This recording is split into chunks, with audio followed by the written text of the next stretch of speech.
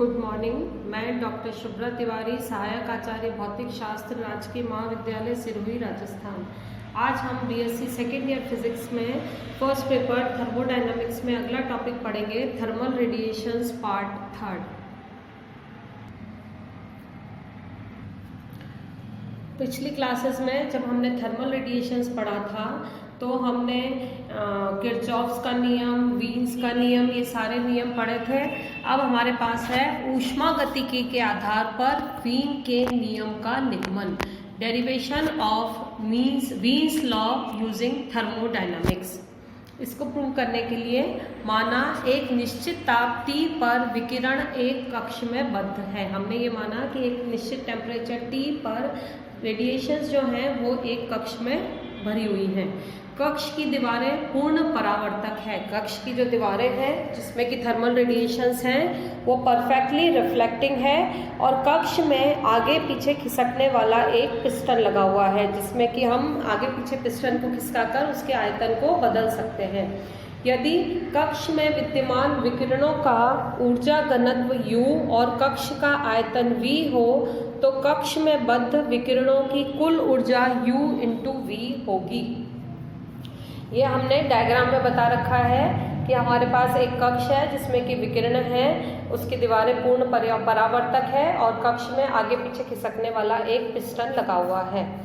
यदि पिस्टन एक स्थिर वेग v = dx/dt से इस प्रकार चले कि विकिरणों का रुद्रोष्म प्रसरण होने लगे। जब हम पिस्टन को धीरे धीरे बाहर की ओर खिसकाएंगे तो हम ये मान रहे हैं कि पिस्टन एक स्थिर वेग से इस प्रकार चल रहा है कि विकिरणों का रुद्रोष्म प्रसरण हो रहा है और कक्ष का आयतन बढ़ रहा है।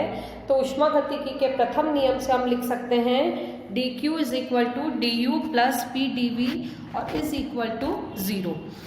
चूंकि हमारे पास है d पहले ही हमने निकाला है, capital U = small u × v के बराबर है और डिफ्यूज्ड रेडिएशन या विसरित विकिरणों के लिए P = U/3 होता है। ये हम पिछली क्लासेस में कर चुके हैं। तो हमारे पास आएगा U/3 dV = 0।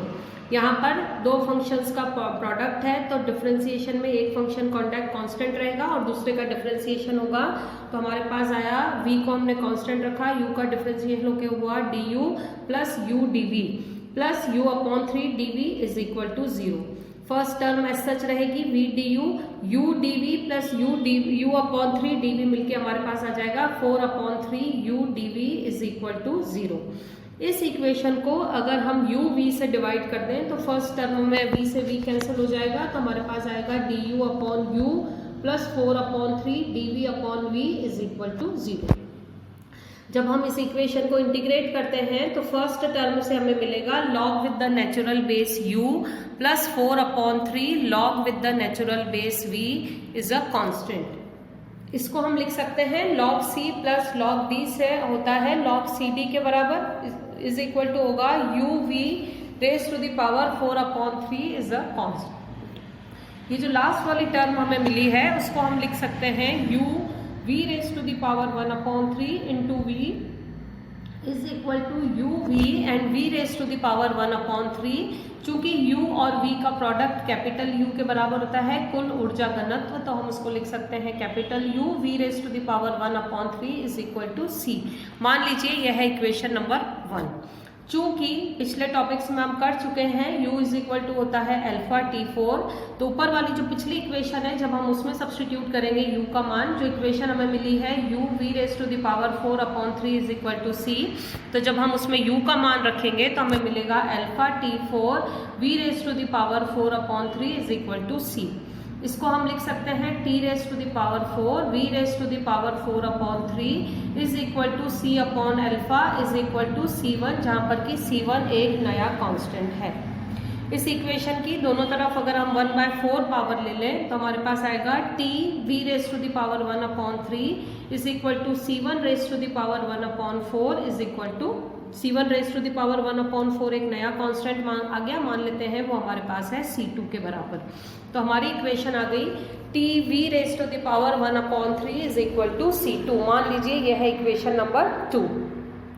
तो समीकरण 1 से हम लिख सकते हैं, जब विकिरणों का आयतन रुद्रोष्म प्रक्रम द्वारा 8 गुना बढ़ा दिया जाए तो कुल ऊर्जा U प्रारंभिक ऊर्जा की आधी रह जाती है।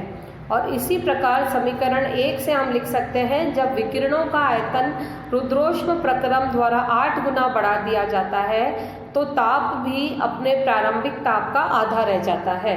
तो रुद्रोष्म प्रक्रम में विकिरणों के ताप के परिवर्तन के फलस्वरूप स्पेक्ट्रम वितरण के संगत परिवर्तन होता है, जो कि स्पेक्ट्रम में डिस्ट्रीब्यूशन कर्व हमने पिछली क्लास में पढ़ा था। तरंग दैर्ध्यों लैम्डा और लैम्डा प्लस डी लैम्डा के मध्य स्थित सभी ऐसे विकिरण लेते हैं जो गतिशील पिस्टन पर थीटा कोण पर आपतित हो रहे हैं। अतः पिस्टन की दिशा, गति की दिशा में विकिरणों का वेग घटक होगा का वेग घटक होगा c cos थीटा। और यदि कक्ष की लंबाई, अगर हम ये माने कि कक्ष की लंबाई x हो तो विकिरण पिस्टन पर प्रति second c cos theta upon 2x बार आघात करेंगे। गतिशील पिस्टन विकिरणों से दूर जाते समय प्रेक्षक के समरूप है। अतः प्रत्येक टक्कर में विकिरणों की तरंग दैर्ध्य के डॉपलर प्रभाव के कारण lambda 2v cos theta upon c का अंतर आएगा। जब विकिरण दूर हटते हुए प्रेक्षक का कार्य करता है तो तरंग दैर्ध्य में वृद्धि होती है lambda v cos theta upon c। और इसी तरह से जब विकिरण पिस्टन से टकरा कर आते हैं तो पिस्टन दूर जाते हुए स्रोत का कार्य करता है और दोनों परिस्थितियों में लैम्डा में समान वृद्धि होती है। अतः प्रति सेकंड होने वाली टक्करों में लैम्डा में वृद्धि की दर होगी d lambda upon dt is equal to lambda 2v cos theta upon c, और दर है हमारे पास c cos theta upon 2x। तो इसको हम मल्टीप्लाई करके लिख सकते हैं lambda cos square theta upon x into v हमें पता है dx अपॉन dt के बराबर होता है, तो हम इसको लिख सकते हैं lambda cos square theta upon x and dx upon dt। यदि कक्ष एक समरूप अनुप्रस्थ काट क्षेत्र A का बेलनाकार कक्ष हो तो हम लिख सकते हैं dx upon x is equal to dv upon v, क्योंकि v is equal to a into x के बराबर होगा। तो आप d लैम्डा अपॉन dt आपके पास आ जाएगा lambda cos square theta dv upon v dt। इसको आप लिख सकते हैं dx अपॉन x का मान हम रख रहे हैं dv अपॉन v के बराबर, तो हमारे पास आ गया lambda cos square theta dv upon v dt। चूंकि हम d लैम्डा अपॉन लैम्डा निकालें तो d लैम्डा अपॉन लैम्डा, क्योंकि दोनों तरफ dt से dt कैंसिल हो जाएगा, तो हमारे पास आएगा cos square theta dv upon v। विसिरित विकिरणों के लिए average value of cos square theta होती है 1/3। तो ये वैल्यू हम ऊपर वाली इक्वेशन में सब्स्टिट्यूट कर रहे हैं, तो हमें मिल रहा है d lambda upon lambda is equal to 1/3 dv upon v। जब हम इस इक्वेशन को इंटीग्रेट करेंगे तो हमारे पास आएगा log lambda with the natural base is equal to 1/3 log v with the natural base plus constant. अगर हम इसको एंटी लॉग लेके सिंप्लीफाई करें तो हमें मिलेगा lambda is equal to k v raise to the power 1/3, जहाँ पर कि k एक कांस्टेंट है। मान लीजिए यह है इक्वेशन नंबर 3। तो समीकरण 3 में यदि आयतन को 8 गुना कर दिया जाए तो तरंग दैर्ध्य 2 गुनी हो जाती है। तो v raise to the power 1/3 का मान समीकरण 3 में रखने पर तो हमारे पास आएगा lambda is equal to c2 upon t and k। ये हमने ऊपर वाली इक्वेशन में वैल्यू सब्स्टिट्यूट की है, तो हमारे पास क्रॉस मल्टीप्लाई करके आ जाएगा lambda into t is equal to c2k। चूंकि c2 भी कांस्टेंट है, k भी कांस्टेंट है, तो इसकी जगह हम एक नया कांस्टेंट रख देते हैं c3, और मान लीजिए यह है इक्वेशन नंबर 4। तो इक्वेशन 4 में हमें मिला lambda into t is equal to c3। ये वीन का विस्थापन नियम कहलाता है। जब विकिरणों का ताप बढ़ता है तो उसके संगत तरंग दैर्ध्यों में वृद्धि होती है, यही इसका स्टेटमेंट है।